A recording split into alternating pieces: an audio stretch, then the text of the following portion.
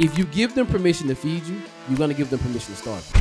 I said to myself, do I want to be the guy doing real estate deals, on vacation, living a life of abundance, or do I want to be like my coworker who's making similar to what I'm making? Now we get to the golden ticket question. Why real estate? My first real estate deal, I made $15K. As a teacher, I was making $2K a month, and I'm bagging groceries on the weekend. This can't be life. It has to be more for me.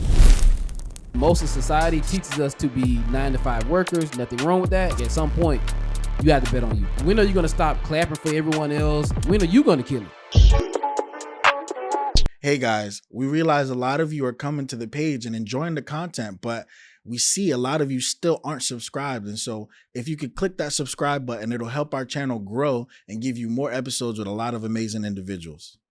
Yo, welcome back to another episode of Attractive Mindset. Listen, you know, all season we have crazy guests. And when it comes to the real estate game, every category, honestly, but the real estate game been going crazy right now. Sure. We got another legend in the building. We got Marquis Robinson in the building, man. Welcome. Thank you, brother. I appreciate the opportunity to come and speak in front of your audience, man. Absolutely, Thank you for the opportunity. absolutely. So for those who don't know, For sure. you know, introduce yourself real quick and tell them a little bit about what you do.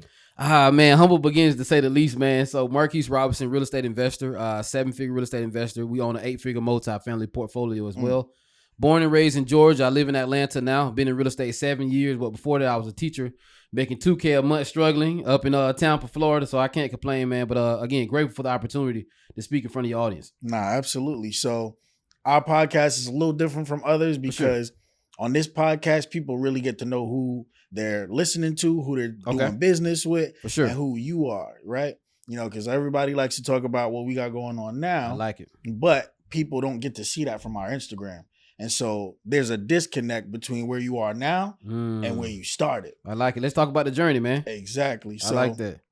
you said you from Georgia originally, Yeah, right? yeah. Born and raised in South Georgia. Yep. Okay. Single mom. My mom had me at 15. Did a really good job with me. First college graduate in my family as well. So she kind of helped me get through school and things like that. First person in my family started a business. So I kind of knew then that I may be different. So if you're listening to this, you're like, man, I can kind of relate. Like I don't think like everyone else in my family. That's actually probably a good sign that you're probably either made for entrepreneurship or you should be, you're destined to do some great things, some big things. Okay. So I want to dissect that a little bit. You know, single mom household. Yep. You know, you have any siblings? Yes. So I have my brother and a sister on my mom's side, and then on my dad's side, bro, I have a gang of family members, sisters and brothers, to say the least. Okay, So, if you like me, I have 17 on my Yeah, dad's side. yeah. It's like, man, what was this guy doing? And what's your background? My background, I'm American. Okay, for sure, yeah. Just American. Yeah, just American. I'm blackity black. For sure.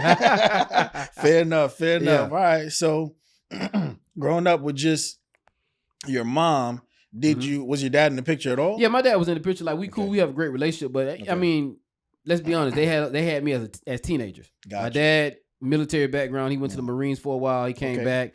So they were teenagers.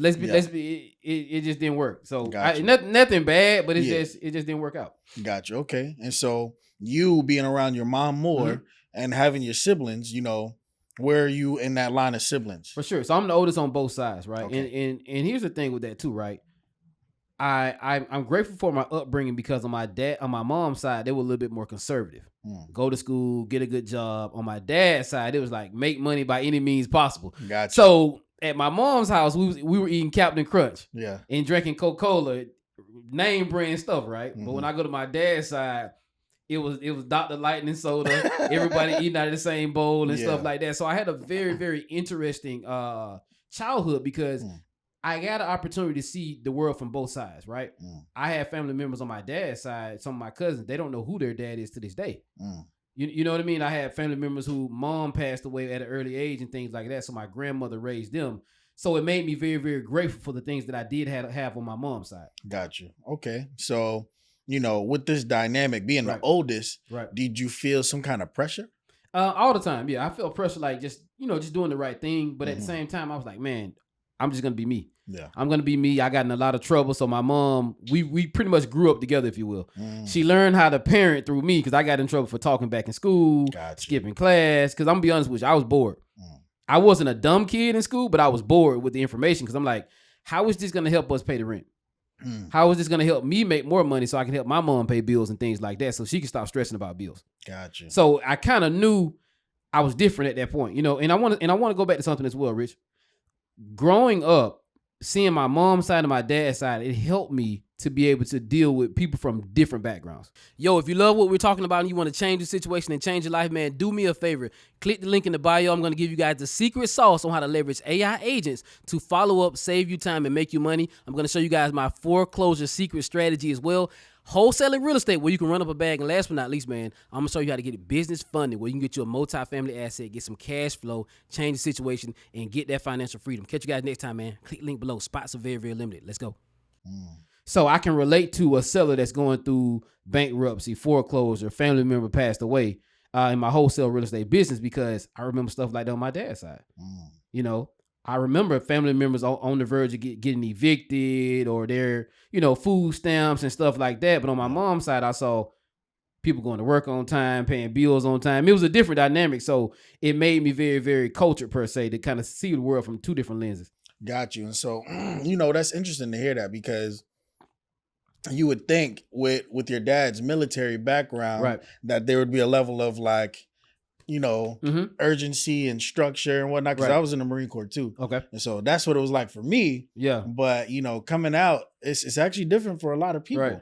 And so did you deal with a kind of like strictness with him? Like, what kind of personality does he have? So, I mean, very, very laid back guy, but I would say he was very, very like strict and like dialed in. And that's military stuff. Like, he would always hold me accountable. He would always double check everything and just question everything for me. Right. So he was a little bit different from his siblings, because, funny story, he's the baby. So he was the youngest on his side, his family. Right. Gotcha. And I'm the oldest on my side. But nevertheless, we have different opinions on things. We butt heads a lot, because he's more so blue collar, right? Okay. He's more so stuck. He's actually stuck in that still to this day. Wow. And if you watching his pop, you know I'm telling the truth, right? He's more so go to the military, get a good job with benefits. I'm more so left field, start a business, build a 7-figure organization, and get free. And your mom, where does she fall in that? In the middle, right? She supports me 100%, because she's seen it work over and over and over again. She's like, hey, I support you 100%. You know, if you're going to do it, I know you're going to make it work. So my mom's 100% on board. She's more so entrepreneurship mindset, but my dad is more so, hey, I would rather you do something that's a little bit more secure, as they say. Got you. And so with you getting into trouble in school a lot, you know, what kind of discipline did you go through from both sides? Like, man, quick, interesting. So I got kicked out. Wow. My mom kicked me out. She was like, listen, how old were you? I was probably around 16. Wow. 15 or 16, right before I got my license, right? So she kicked me out, went to my dad's house for a few months, if that. It was terrible, man. It was brutal. Because, again, on his side, no name brand cereal, no cable, you know what I mean? No PlayStation. So it's like you're just over there like, man. And then my dad's the type of person, he's the type of person that's going to hold you accountable, but he's going to let everyone know that he's holding you accountable. So he's on the phone with friends. Yeah, man, I had to discipline him again. I had to give him another whooping. You know, he got in trouble again. I'm like, man, dude, I'm right here. I'm in the room. Why are you And so you having to deal with that kind of circumstance. Yeah. What goes through your mind as far as, okay, I'm not doing good in school. I'm doing this and that. Like, what made you want to go to college if you didn't even want to be in high school? I wanted to get away. I wanted to get away, number one. But most importantly, I wanted to make my mom proud. Because, you know, my mom told me one thing. She said, you know, if you go to jail or you get in some trouble, I'm not coming to see you. Wow. I'm not taking off work, lose money to go see you, because I've raised you well. You're just looking to do things for attention, or you're just looking to do things just to be different. And again, I was going through that stage of hanging with the wrong people, number one. And that goes back to another thing, man. Make sure you audit your circle on a daily, weekly, and probably a monthly basis. Who am I around? How are they influencing my life? Are we making money together, or are we spending a lot of money together? Yeah. Or are we doing some positive things or some negative things, right? So I think for me, I wanted to get away, number one, and then, you know, prove my dad wrong and say, man, I can actually fix the things going on with me. But I would also say, really make my mom proud. That's the biggest thing. Got you. And so why Tampa? So I moved to Tampa after living in Atlanta for 2 years. So when I graduated college in 2014, I moved to Atlanta, and I worked at Verizon Wireless selling phones. Okay. So here I am again. I wanted something different. So that's how kind of I knew entrepreneurship was me, because I got bored easily with things. So I moved to Tampa for like a year and a half, and then I lived there, and I was teaching over in Pinellas Park, which, for people who don't know, it's over in the St. Petersburg area, right across the bridge over there. So I moved there. I just wanted something different. You know, and wanted to kind of be in, you know, warm weather on a regular basis. And with that, you know, what you went to school to be a teacher. Yes, sir. Any specific like subject? History, economics. So I was always intrigued about how the world worked. How does money work? Why does my family live here and the family across town, they live in a nicer home, right? What's the history of my family, or what's the history of the state of Florida or Georgia, or wherever you're from? Like, why is it named Dade County? Yeah. Things like that. Okay. No, that's interesting. And with you falling in love with history, was that always a thing? Or as you got older and you started to see more of the community, right, it became like, yo, what's different between me and them? So I would think, here's the thing, right? When I would get in trouble growing up, my mom would make me read Black Enterprise, right? She would make me read Black Enterprise and other magazines that show like Black people in a positive light. And she would always tell me, hey, you know, if you do things right, this could be you. You could live like this. You could have a nice car like this, but you got to stop getting in trouble, right? So she made me write like a 1-page essay, just breaking down, you know, what did I read and things like that. So back to your question, I was always, as a kid, man, I would always wonder, how can, and this is back when the Falcons had Michael Vick, right? Yeah. How can one owner of a NFL football team pay Michael Vick so much money, right?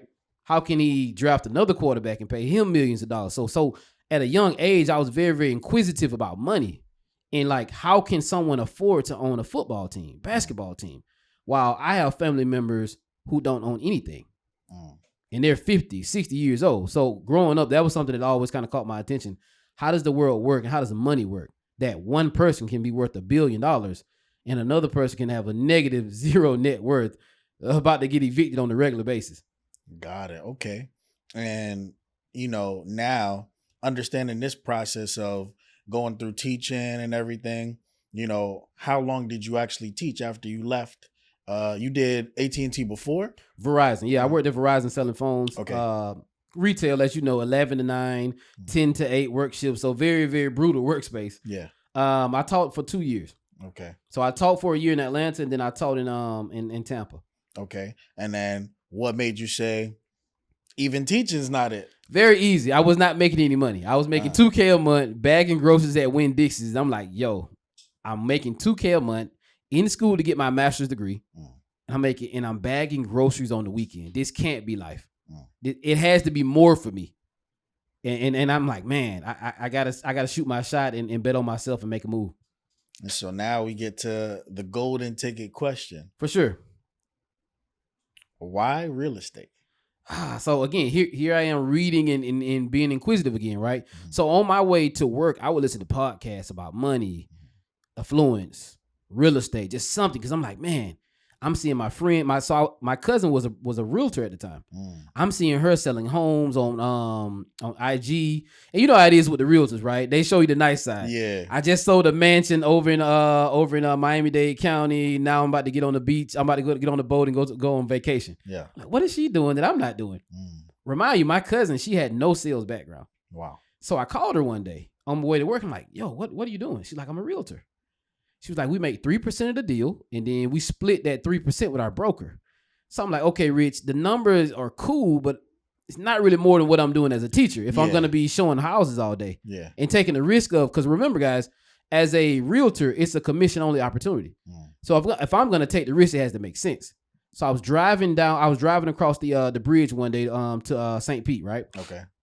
Hear the guy on the radio. He's like, hey, if you want to learn how to get started in real estate and you don't have any money, that was definitely me. You don't have any credit, that was definitely me. And you just broke right now trying to figure it out. I'm like, man, this is definitely me. Come to this seminar and it's going to be $97. You come to this seminar, we'll teach you how to do wholesaling real estate. And that was the radio. That was on the radio. On the radio. Yep. You know, people super underestimate the radio because even now, 2025, the radio still has the #1 ratings for advertisement. I can believe it. Because people are listening to this on the way to work. Right. And so I remember driving to work and I heard that guy and I wrote it down like, okay, I'm going to check it out. Right. I'm going to go next time. And then just me listening to these podcasts and stuff like that on my way to work some days also. Everyone kept saying all of the people who've created wealth or became very, very rich and successful, wealthy, through real estate. They may not own a lot of real estate, but that's how they got their start. I'm like, man, you know, if I can sell phones, I can sell homes. Very, very simple. If you're in sales right now, think about it. Whatever you're selling, you just need to switch the product, right? And so I called my cousin again. I'm like, have you heard about real estate? I'm wholesaling. And she's like, yes, it's a great strategy. You, instead of making 3%, you can make 97%. And I'm like, okay, this may be something. And then I went to the seminar. Wow. And so now you get to the seminar, you spend the $97, you going in there, reading history on like the books and everything is one thing, but really undergoing a journey of like self-development and self-help books and everything. You hadn't really entered that stage yet, right? No, I was there. I was reading books. Oh, okay. Because here's the thing. Your current situation is not your final destination. I say that a lot. I truly believe that. Your current situation, wherever you are right now, financially, spiritually, physically, is not your final destination. By that, I mean, I was slowly starting to mentally prepare myself to leave, right? Because I was like, man, I took the risk and became the first college graduate, right? I took the risk and moved to Atlanta by myself. I took the risk and moved to Tampa by myself. I'm a natural born risk taker. I took risks getting in trouble in school, right? So at this point, this may be who you're destined to be. You just need to get in the right vehicle. Yeah. So to answer your question, I had slowly started to work on myself. Like, man, maybe the little money that you make, you're not being responsible with it. Maybe you need to make more money. Bingo, ding, ding, ding. That's really what's the secret. I wasn't making enough money.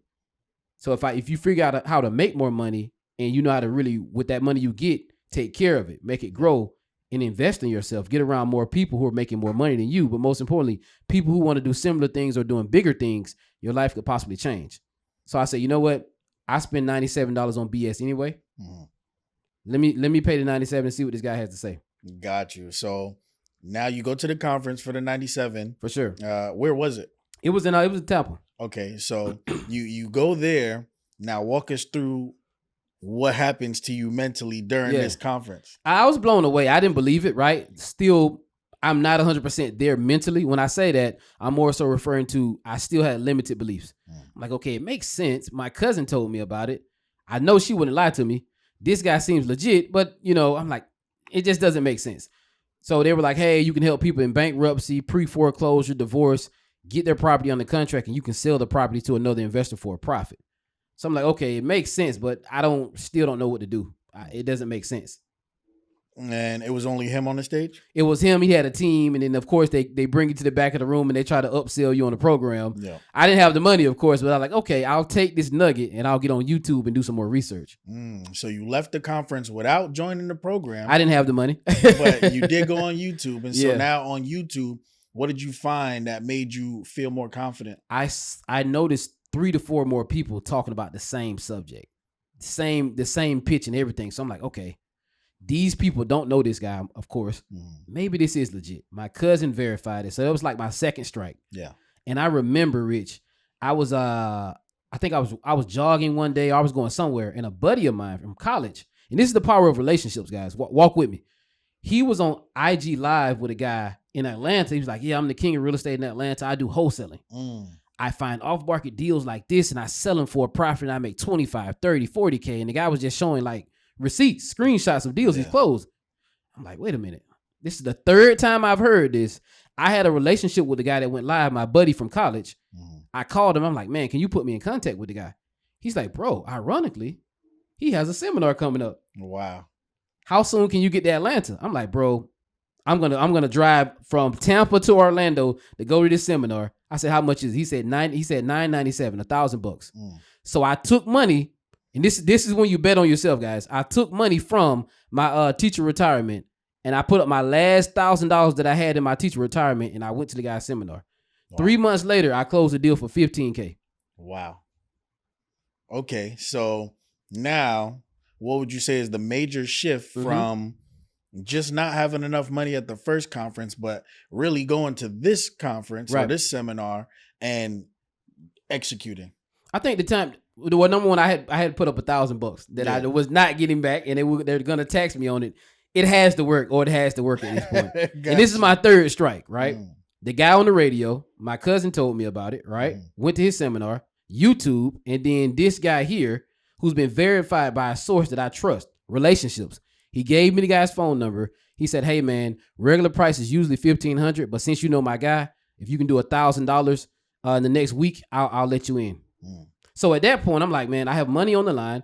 I want to change my situation. I'm making $2K a month. broke, busted, and disgusted, right? And a lot of you guys may feel the same way. I was unpaid, right? I felt underappreciated, undervalued, and last but not least, I was depressed. So at my lowest, man, I put my last $1,000 up and bet on myself, and I made it happen. Wow.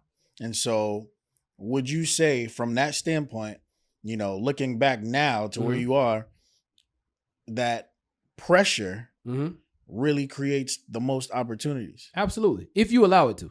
If you allow it to. The key, listen, pressure creates diamonds or it can have you fold. I think the biggest thing is this, right? I remember being in the faculty room, right? That's where the teachers, they meet during their lunch period. And I remember this one guy, he was like, man, I hate this school. I hate these students. And I asked him, I said, how long have you been teaching here? He said, 10 years. Wow. So I said, how long have you been feeling like this? He said, I've been feeling like this forever. So I said to myself, do I want to be the guy doing real estate deals, on vacation, living a life of abundance, living a life of my dreams? Or do I want to be like my coworker who's making similar to what I'm making, right? I've only been teaching 2 years. He's been here 10 years and he's complaining. And he said he had been complaining 10 years and the guy never did anything about it. So I had to make a choice right then and there. Do I want to be this guy or this guy? And it's very, very similar to Rich Dad, Poor Dad. One of my favorite books, by the way. Wow. And so now going back to, you know, the seminar, what kind of information did you get there that you felt comfortable even executing more structured deals? You know, because getting the information is one thing, but actually doing it is a whole next thing. So I think the biggest thing there, and I'm grateful to this day, and I want to go back a little bit, Rich, for the people watching. As a teacher, I was making $24K a year. That's $2K per month. My first real estate deal, I made $15K. That is 3/4 of my salary. Now, before I closed this deal, what I had was a thirst. I wanted to win and change my situation, number one. But number two, Rich, I had a true mentor. He was like, hey, you're going to be in this group with me. We're going to meet at my office during this time. We can do Zoom calls as well. And I'm going to walk you through the process, and I'm going to give you a playbook. So if you give me something I can touch or videos I can watch that you've created, and I have your phone number and I can call you and meet on Zoom calls, that type of accountability was what was really, really set me apart and really helped me get to where I wanted to go. Because I was familiar with the strategies. I had went to a seminar and went on YouTube University and got a doctor's degree, right? So at that point, I knew about the strategy. It was more so I needed to execute, but I needed someone to really, really hold me accountable. And that's why I'm a big time proponent of coaching and mentorship all day. Got you. Okay. So now, in the next 3 months, what exactly did you do to get this $15,000? You really want to know? Absolutely. If you must know, I'm giving you guys my secret sauce, right? So what I would do, right, I would drive around the city of Atlanta and I would just find homes, vacant homes, write the address down and skip trace it, right? So I can show you guys how to get started in real estate for less than $50. And so some people don't know what skip tracing is. I got you. So break it down. So I'm going to go in. So we're specifically talking about the strategy wholesaling real estate, right? Where you find a off-market property below market value. Typically, we're going to work with someone in pre-foreclosure, tax delinquent, bankruptcy, or maybe they inherited the property. Get it below market value. You're going to sell it to another investor for a profit. You're pretty much the middleman, okay? You're pretty much the middleman of the deal. Now, how I did this was I went to the county website and pulled a tax delinquent list. This is one of the ways you can do this for less than $50. Wow. Went to the county website and pulled a tax delinquent list, okay? This is a list of people who have not paid their taxes on time. Therefore, the property may go to the tax foreclosure auction. They're in a distressed situation.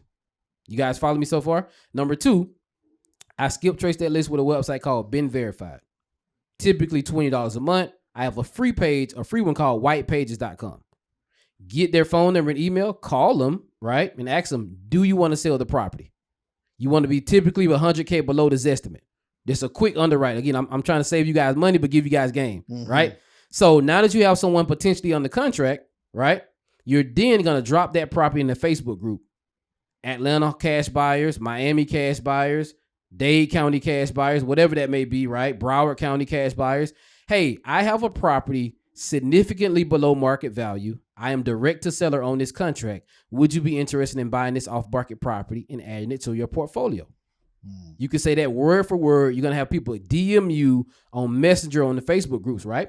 And then from there, you contract the property above what you got it for. So if we got it for $100K, in this example, we want to sell it for $125. Yeah. We're going to make $25K.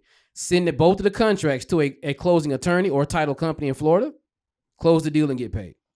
And so how long after you close the deal do you typically get paid? So typically you get paid same day. Wow. Or maybe the next day. And it's just by a check. Yeah, no, it's a wire. Oh, so you can get it. I got it. Me personally, I'm showing my South Georgia side. I need to check. I need to touch it and feel it. Because I need to know it's real. Yeah. I almost framed it. Wow. But yeah, you can get a wire. So now, going through the mind of 3 months ago, I just made $2K, a month. Right. And now I just made $15,000. Yes, sir. 3/4 of my salary. What starts going through your mind now, and how do you execute it? How can I do this again? Number one. Number two, I have some bills to pay because I skipped out on some bills. I don't recommend that, but I went all in. That's probably why I have so many gray hairs now, right? And then last but not least, Rich, I quit my job. Wow. And I jumped 100% all in. Because here's the thing. If you give them permission to feed you, you're going to give them permission to starve you. That job, whatever your situation is. I'm going to say it again. If you give them permission to feed you, you will give them permission to starve you. So I knew, Rich, if I can make $15K, I can make $5K. Yeah. $10K, $25K. Because I had been surviving and literally surviving off of $2K a month. Yeah. So I took that 15, right? I put some of it to the side and I got right back on the phones. I called everybody in the city of Atlanta hoping to get another deal. The next deal was a little bit smaller. It was $1K, but here's the lesson in that, Rich. I sold my first piece of land. So for the people at home, we wholesale land, single family assets, and we wholesale small multifamily assets as well. So it's a lesson in every deal. Absolutely. Right? I was thinking, man, Rich, we're about to literally be rich. Yeah. Next deal was $1K, but I learned how to sell land. Yeah. So if I get another land deal, Rich, I can sell that and get that off. You're probably one of the first real estate individuals that have been on here that I've seen transcend real estate markets. Because usually when people come on there, they have like a specific, I just flip houses. I'm the wholesaler, whatever, blah, blah. My students, shout out to Jeff and Dre, Land Flipping Empire. Okay. Yeah, they just flip land, but they do like, 70, 80K a month. Right. Easy. And all the different ways that you can hear about real estate. The last two people on here have honestly got me the most excited. Right. Which is Isabel G. She does retired assisted living. Interesting. And Lee Patterson. That's my guy. Lee Patterson, he's selling doors basically in the home. And to me, real estate was always like, man, this is slow. Man, this is, I understand people say you need it and you have to get this to do this and XYZ, but it just felt so slow and monotonous. And so I say all of that to say, how do you scale that? Where do you go from 15K to get to a 7-8 figure portfolio doing what you're doing? Okay. So number one, you need to evolve, right? When I say evolve, you need to continue to educate yourself, right? So I want you guys to walk through this journey with me.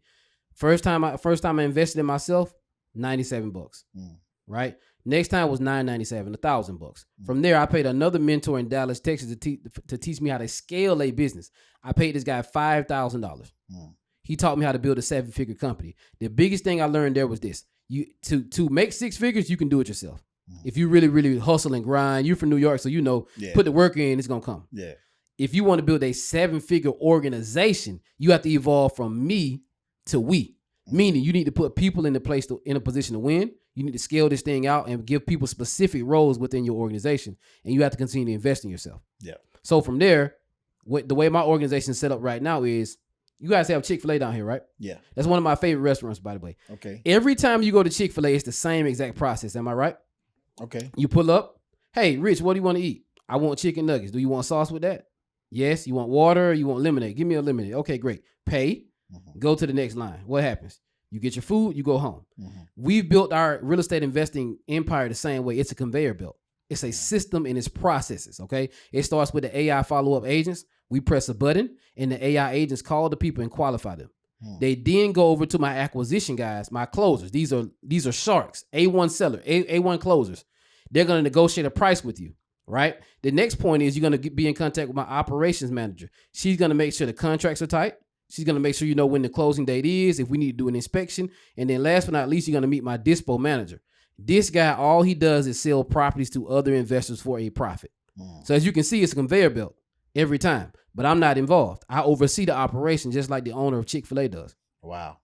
Okay, listen, he's dropping some gems right now, and I wanna be able to dissect it further for you guys so you For can sure. really understand what he's talking about on a deeper level. So, you know, having the conveyor belt, Mm-hmm. what comes first for you? How do you get to say, okay, cool. If I want to evolve my business, I need this person doing this at Mm-hmm. this time first in order to get this and that. And then Right. the second part of that is, you know, one of the biggest issues I find people have, myself included, Right. is closers.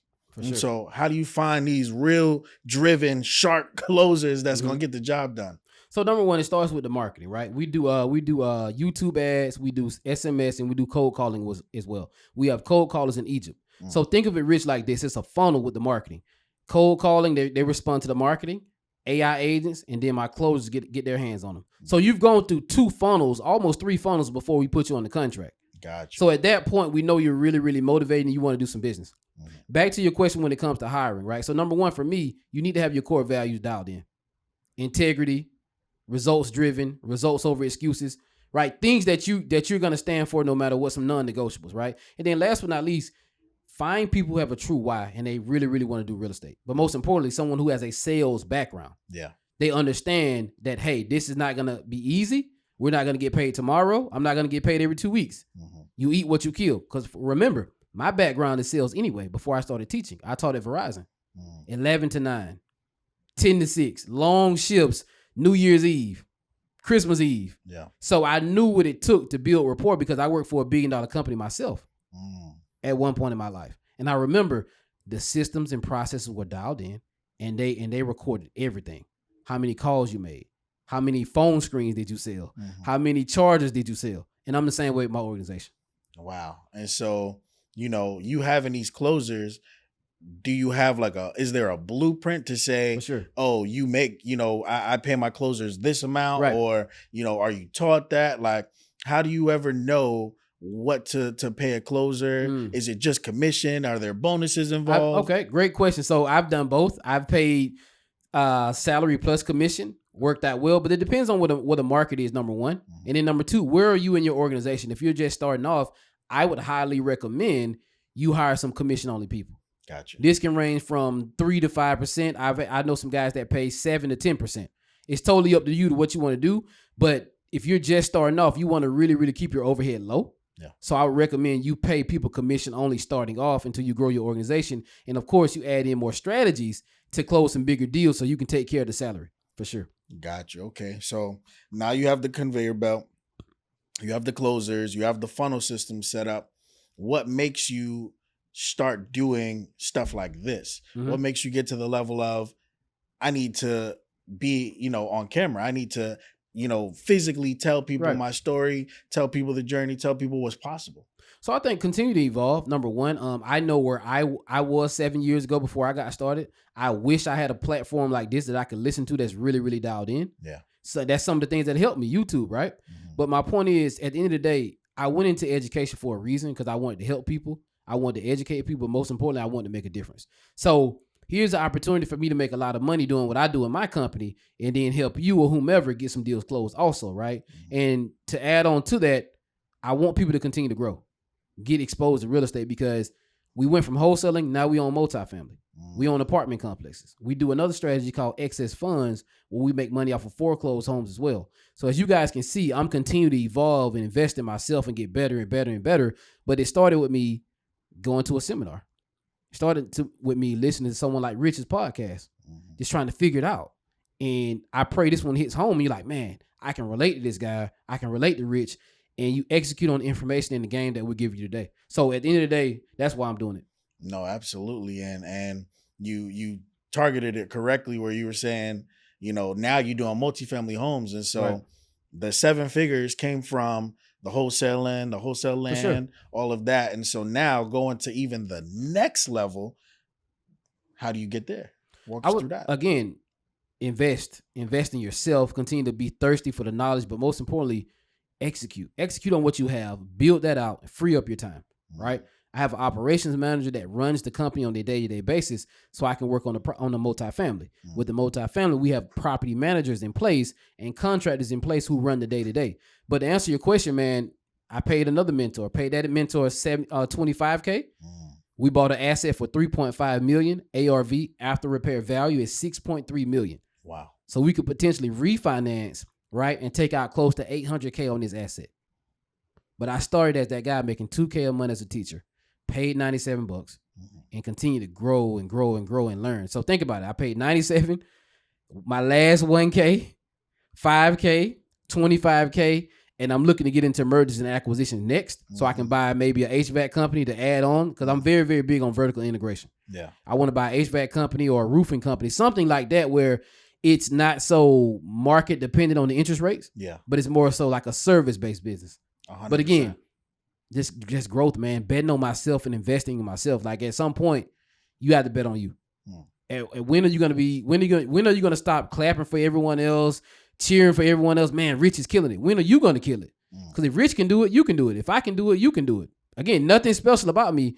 My secret is I execute very, very quickly. I was here on time, early. I execute and I go and I bet on myself. And I have strong, strong faith in what I'm doing, because I know how it felt to be back against the wall making $2K a month, depressed, can't date, can't do anything because you don't make enough damn money. Yeah.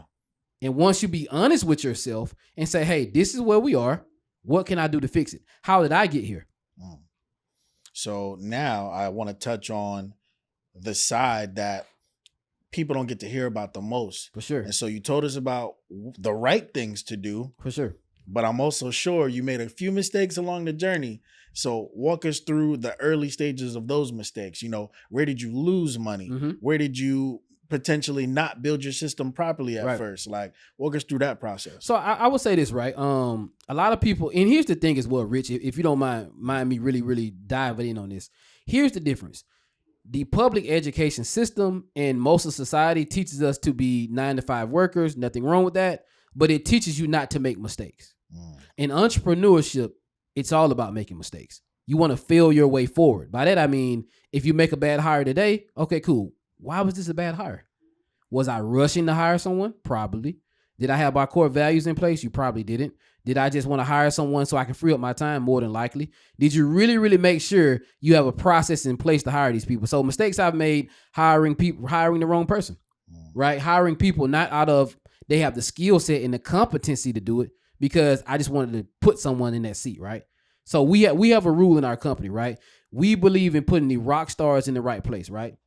Not just faces and spaces, but we want to put the right people in the right seats. Meaning you need to be very, very good at what you do, a track record of it, and we can hold you accountable, right? So I've made mistakes hiring the wrong people for sure. I've made mistakes not having a strong due diligence period in my contract, where sellers have tried to take me for earnest money and things like that. And again, these are lessons I've learned, right? I lost $500 on one deal, but guess what? Never happened again, because I made sure my contracts were better, and I made sure I paid more attention to detail in my contracts as well.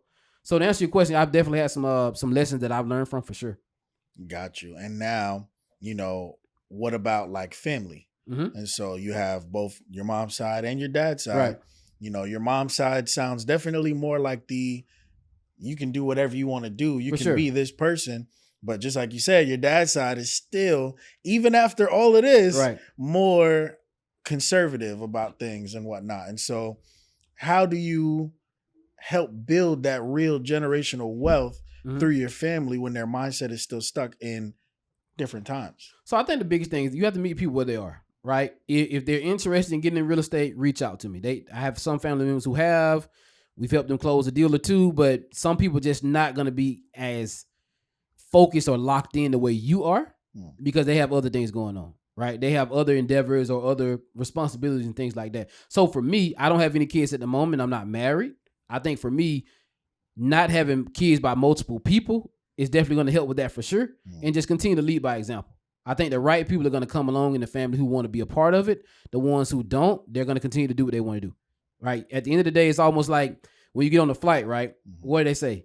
In case of emergency, you must do what, Rich? Save yourself first. Yep. So I had to save myself first before I came back and saved any family members. But to add to that, I bought my mom a home. Wow. I'm putting my sister through nursing school right now. So I've invested heavily in my family with the money that we've made. But at the end of the day, I have to meet you where you are. Wow.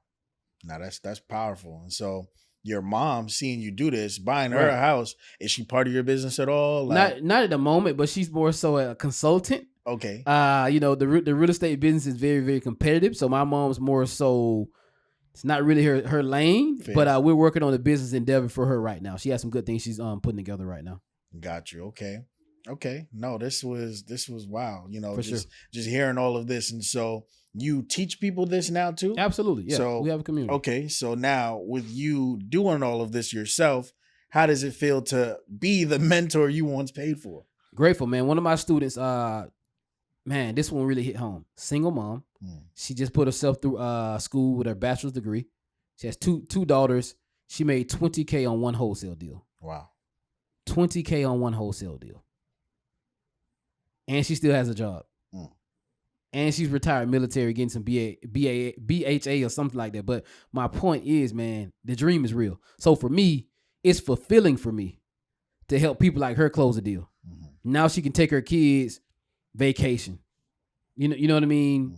Extra outfit for school, extra school clothes, and things like that. So I do have my community where I teach every Wednesday on how to wholesale real estate, our surplus fund strategy, how to use our AI follow-up agents. We have robots that you can push a button and they'll call and qualify the lead for you. Okay. How to get into multifamily. And it's called the Multifamily Millionaire Movement, right? I wanted to create something that's bigger than me, but most importantly, something that can help other people make money and change their life as well. Because here's the thing, man. Once you get a taste of what I like to say, FU money, meaning you can go wherever the F you want to go, with whomever the F you want to go with. Facts. You can live wherever the F you want to live, right? And eat whatever the F you want to do and drive whatever the F you want to drive. Your life is going to change. My goal is to make 1,000 millionaires, but most importantly, I want to start small and help a lot of you all get out of survival mode. What do I mean by that? I want you to get past 100K in a year. If you can make more than 100K, your mind is going to change. Reason being, you can say, man, okay, 25K, I can pay off some debt.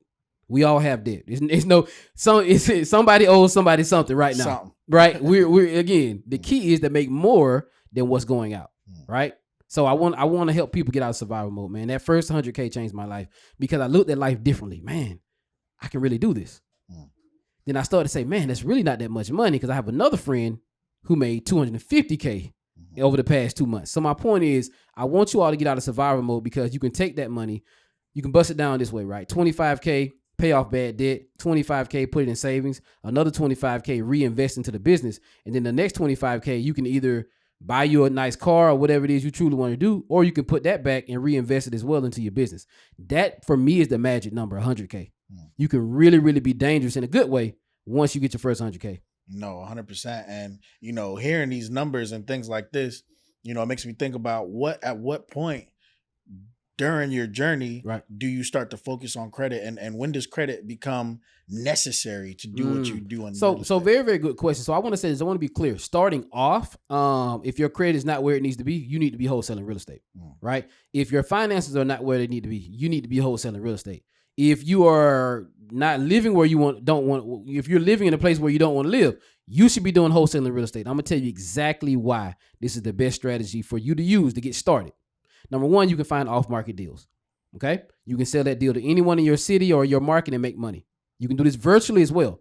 We're in Dallas, Fort Worth, Atlanta, where we're located physically, and then we do deals in Raleigh, Durham, North Carolina. We do all of this virtually, so you can do the same strategy virtually to make some money. Now, the next thing is once you start making this money, you can pay someone to fix your credit. I'm not a credit guru. I'm not here that's not my lane. Yeah. But my credit was in shambles when I started.